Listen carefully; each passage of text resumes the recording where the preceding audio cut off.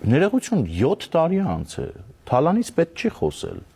Թալանի վերադարձի մասին պետք է արդյունքներով խոսել, հատիկ առ հատիկի մասին չի խոսքը, $80,000 արժողությամբ գնման պահին և ներկայումս ընդամենը $7-8,000 չգերազանցող Range Rover-ի մասին չի խոսքը,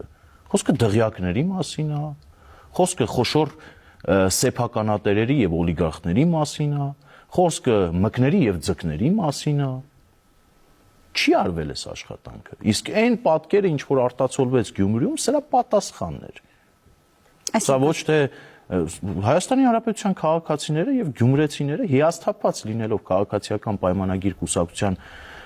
գործողություններից, իսկ իրականում անգործությունից երկրում արդարություն և արդարադատություն հաստատելու առումով գնացին և ընտրություն կատարեցին կրիմինալի, ուզուրպատորների,